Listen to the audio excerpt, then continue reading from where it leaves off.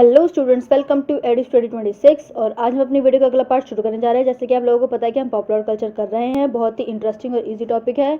इसके अंदर आप बहुत अच्छे मार्क्स लेके आ सकते हैं अगर आप ध्यान से क्वेश्चन को पढ़ते हैं और आंसर को लिखते हैं और जो मैं बोलती हूँ उसको समझते हैं और खुद से पढ़ने की कोशिश करते हैं, तो आप लोगों के डेफिनेटली बहुत अच्छे मार्क्स आने वाले हैं एग्जाम के अंदर। ठीक है, ये जो हम क्वेश्चन करेंगे बहुत इंपॉर्टेंट क्वेश्चन है। पिछले साल पूछा गया था ये क्वेश्चन और उससे पिछले साल भी पूछा गया था, तो बहुत ही अच्छा क्वेश्चन है। तीर्थ यात्रा के बारे में है। क्वेश्चन किसी भी तरीके से पूछा जा सकता है। देखिए मैंने क्वेश्चन लिखा हुआ है, तीर्थ यात्री भारतीय संस्कृति की आत्मा है, विवेचना कीजिए। ये क्वेश्चन इस तरीके से भी आ सकता है कि तीर्थ यात्रा भारतीय संस्कृति के अंदर क्यों इंपॉर्टेंट है, या फिर तीर्थ यात्रा जो है वो भारतीय संस्कृति की आत्मा है, संक्षिप्त में टिप्पणी कीजिए। या फिर जो तीर्थ यात्रा है वो भारतीय संस्कृति को किस प्रकार आधार प्रदान करती है कि लोग क्यों इतनी मान्यता जो है वो तीर्थ यात्रा को देते हैं।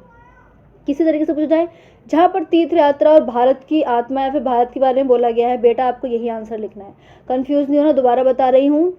जहाँ पर भी तीर्थ यात्रा और भारतीय संस्कृति की बात हो रही है तो आपको यही आंसर लिखना है, बस कंफ्यूज मत होना क्वेश्चन में। अब देखिए अवधारणा से शुरू करते हैं, पूरा टॉपिक ऐसे खत्म हो जाएगा, पता भी नहीं चलेगा।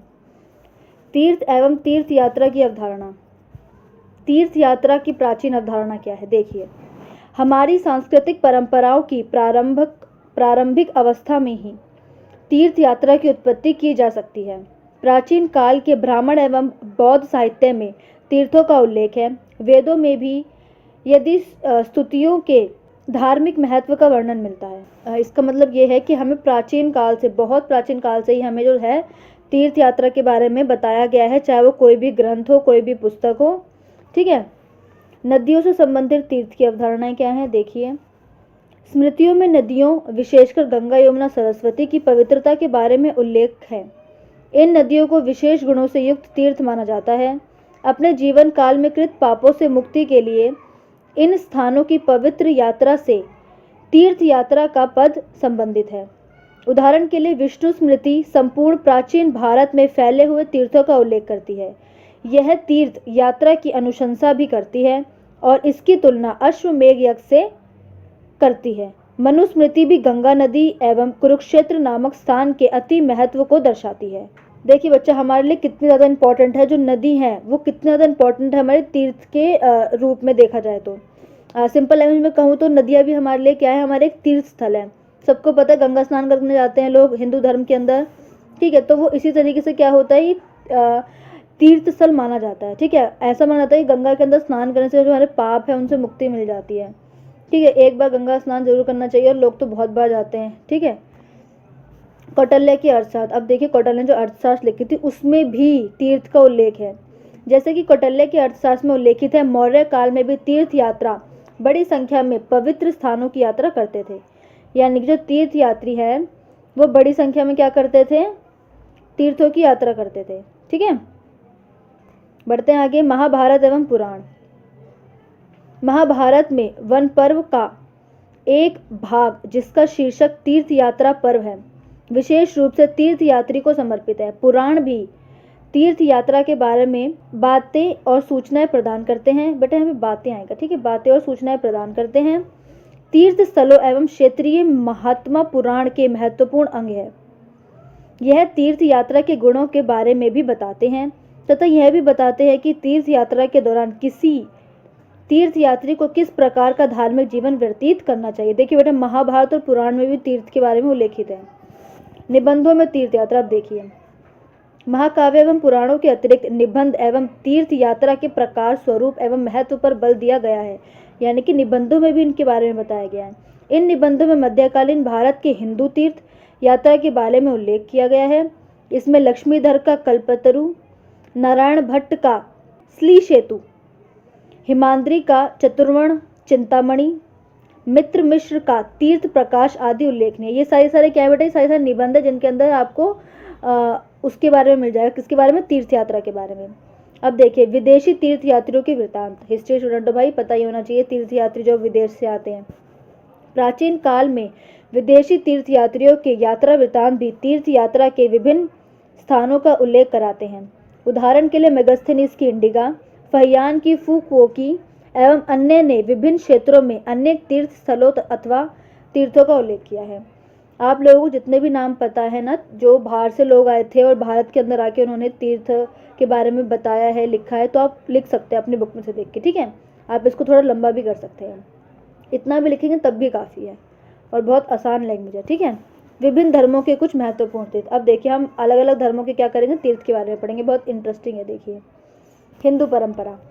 हिंदू परंपराओं के अनुसार तीनों लोकों पृथ्वी, पाताल एवं अंतरिक्ष में 3,50,00,000 तीर्थ हैं, जो तीनों लोकों पृथ्वी, पाताल एवं अंतरिक्ष में विद्यमान है। हालांकि कुछ पुराण हिंदू तीर्थों की स्पष्ट संख्या का उल्लेख करते हैं। विभिन्न पुराण एवं महाकाव्य 264 पौराणिक तीर्थों की सूचना प्रदान करते हैं। हिंदुओं में 4 धाम की अवधारणा लोकप्रिय है। इसमें सम्मिलित है बद्रीनाथ उत्तर में हिमालय में है, पुरी पूर्व में है, रामेश्वरम दक्षिण में है और द्वारका पश्चिम में है। उन स्थानों में अथवा उनके इर्द गिर्द आदिशंकर का 4 पवित्र स्थल स्थित है। अपने जीवन काल में इसकी कम से कम एक बार यात्रा करना प्रत्येक हिंदू की अभिलाषा होती है, ठीक है। अब देखिए इस्लामिक परंपरा। वैश्विक तौर पर देखा जाए तो इस्लाम का सबसे बड़ा तीर्थ स्थल मक्का मदीना को माना जाता है। इस्लाम में इसे हज यात्रा कहते हैं, परंतु भारतीय भूमि में प्रवेश करने के पश्चात इस्लाम का यहाँ विद्यमान संस्कृति से पारंपरिक संबंध स्थापित हुआ। इसने भारतीय महाद्वीप के अनेक क्षेत्रों को प्रभावित किया। देश के विभिन्न भागों में असंख्य सूफी मंदिर हैं। इनमें संतों की मकबरें एवं मस्जिद सम्मिलित हैं। मुसलमानों के लोकप्रिय पवित्र स्थल हैं राजस्थान के अजमेर में ख्वाजा मोइनुद्दीन चिश्ती की दरगाह, कर्नाटक के गुलबर्गा में ख्वाजा बंदे नवाज, हरियाणा के पानीपत में शाह सराफ बिन अली और दिल्ली में शेख मोइनुद्दीन औलिया की दरगाह। दिल्ली का जामा मस्जिद तथा श्रीनगर के हजरत बल दरगाह की यात्रा भी तीर्थ यात्री करते हैं। देख रहे हैं बच्चा कितने सारे तीर्थ स्थल हैं। सिख परंपरा। सिख धर्म यद्यपि कि पंजाबी एवं दिल्ली के क्षेत्र में लोकप्रिय है, तथापि उपमहाद्वीप के विभिन्न भागों में इसके तीर्थ स्थल फैले हुए हैं। यहाँ बेटा उपमहाद्वीप आएगा, ठीक है, इधर उप आएगा उसकी बजाय। इसके तीर्थ स्थल फैले हुए हैं। इसके विस्तार का अवलोकन इस तथ्य से किया जा सकता है कि जहाँ गुरु नानक पंजाब में पैदा हुए, वहीं 10वें गुरु गोविंद साहब बिहार के पटना में उत्पन्न हुए।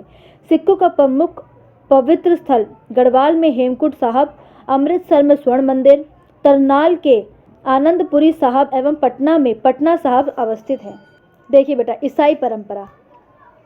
देश के लगभग सभी हिस्सों में ईसाई धर्म का अनुसरण किया जाता है। हालांकि ईसाइयों की सभ्यता केरल, पूर्वोत्तर राज्यों एवं गोवा में पाई जाती है। ईसाइयों द्वारा अनेक गिरजाघरों एवं पवित्र स्थलों की यात्रा की जाती है। इसमें से गोवा के गिरजाघर सबसे अधिक लोकप्रिय हैं। हाल ही में 2008 में केरल की सिस्टर अल्फोसा को वेटिकन के पॉप, यानी कि धर्मगुरु को बोलते हैं पॉप, ठीक है, के द्वारा संत की उपाधि प्रदान की गई। इसके कब्र स्थल की भूमि से चमत्कार हुआ और आजकल वह स्थान श्रद्धालुओं के लिए पवित्र गंतव्य बन गया है। बौद्ध परंपरा। बौद्धों के लिए बौद्ध के जन्म, ज्ञान, प्रवचन एवं महापवित्र निर्माण से संबंधित अनेक तीर्थ हैं। अनुष्ठानों एवं स्तूप, विहार, चैत्य आदि जैसे अनेक स्मारकों का निर्माण किया गया। विख्यात बौद्ध तीर्थ स्थल बिहार में वैशाली बौद्ध गया राजगृह में तथा उत्तर प्रदेश में कुशीनगर एवं सारनाथ में अवस्थित है। भारत में बौद्ध मंदिर चीन, जापान, कोरिया, श्रीलंका एवं वियतनाम जैसे अन्य देशों से भी श्रद्धालु को आकर्षित करते हैं। जैन परंपरा। जैन तीर्थ यात्री वर्धमान महावीर एवं अन्य जैन तीर्थकरों के जन्म एवं गतिविधियों से संबंधित जैन धार्मिक स्थलों की पवित्र या फिर धार्मिक स्थलों की यात्रा करते हैं, पवित्र यात्रा करते हैं, ठीक है। बिहार में पावापुरी, उत्तर प्रदेश में श्रावस्ती, कौशाम्बी एवं हस्तिनापुर, उड़ीसा में उदयगिरी का खंडगिरी, मध्य प्रदेश में खजुराहो और राजस्थान में माउंट आबू में दिलवाड़ा मंदिर प्रमुख जैन पवित्र स्थल हैं। जैनों में कर्नाटक के श्रवण बेलगोला में प्रत्येक 12 वर्ष पर आयोजित भगवान बाहुबली का मस्तकाभिषेक समारोह का आवधिक पर्व काफी लोकप्रिय है। देखिए बेटा ये सब क्या थे, आपको जितने भी तीर्थ स्थल है ना, ये उनके बारे में बताया हुआ था। और देखिए हम अपने निष्कर्ष पे पहुंच चुके हैं। मैं आप लोगों को अपनी आजकल की हर वीडियो में ये बता रही हूँ कि निष्कर्ष जो होता है वो आपके आंसर पे बेस्ड होता है। मैं ज़्यादातर क्वेश्चन में निष्कर्ष इसलिए नहीं देती हूँ ताकि आप बच्चे जो आपका जो क्वेश्चन है कुछ मिस कर देते हैं, कुछ नहीं लिख पाते हैं, तो उसके अकॉर्डिंग निष्कर्ष लिखिए। बच्चे क्या करते हैं ना बेटा, मेरा निष्कर्ष जो लिखा हुआ है वही निष्कर्ष लिख देते हैं, जबकि उन्होंने क्वेश्चन के अंदर काफ़ी सारी चीज़ें ऐसी होती है जो नहीं लिखी होती। आप अपने निष्कर्ष के अंदर वो चीज़ें लिखिए जो आपने नहीं लिखी है, और अगर आपने सब कुछ लिखा है तो आप अपने मेन हेडिंग्स का या फिर क्वेश्चन की जो निचोड़ है वो लिखिए, ठीक है। नकल मारने से कुछ नहीं होता बेटा, ठीक है। हालांकि मैंने निष्कर्ष दिया है इसमें, बट याद रखना मेरी बातों को कि मैंने क्या बोला है निष्कर्ष में लिखने के लिए। इस प्रकार हम देख सकते हैं कि भारतीय समाज में तीर्थ यात्राओं का कितना महत्व है। यहाँ पर सभी संस्कृतियों, जाति, धर्म विशेष के लोग अपनी अपनी परंपराओं के मुताबिक तीर्थ यात्रा करते हैं। भारत में ही अनेक प्रकार की विविधता पाई जाती है। ऐसा विश्व के किसी अन्य देश में नहीं होता जहाँ पर एक साथ इतने धर्म विशेष के लोग रहते हों। ठीक है बेटा, बहुत ही ईजी था ये तीर्थ यात्रा के बारे में, बहुत ही आसान कॉन्सेप्ट था। आई होप कि आप लोगों को समझ में आ गया होगा। अगर आप लोगों को मेरी वीडियो अच्छी लगी तो मेरी वीडियो को लाइक करें, मेरे चैनल को सब्सक्राइब करें, और मेरी आने वाली वीडियो की नोटिफिकेशन पाने के लिए बेल आइकन को प्रेस जरूर कर दे बेटा। आप लोगों को आने वाले टाइम में बहुत अच्छी वीडियो, बहुत ही यूज़फुल चीज़ें मिलेंगी। आप टेंशन ना लीजिए, आपकी BA, MA, PhD सब कुछ हो जाएगी इस वाले चैनल पर, ठीक है। बस पढ़ते रहिए, पढ़ना मत छोड़िए। अगर आपको जहाँ से भी पढ़ने को मिलता है, यूट्यूब, गूगल, बुक, आपके टीचर से, हर जगह से पढ़िए और नॉलेज को गेन कीजिए, ठीक है। नॉलेज को बढ़ाइए। आप लोगों को कोई भी डाउट हो तो आप मुझे मेल कर सकते हैं, कमेंट कर सकते हैं, ठीक है। परेशान नहीं होना, आप लोगों को हर चीज़ का जो आंसर है वो मिलेगा, ठीक है।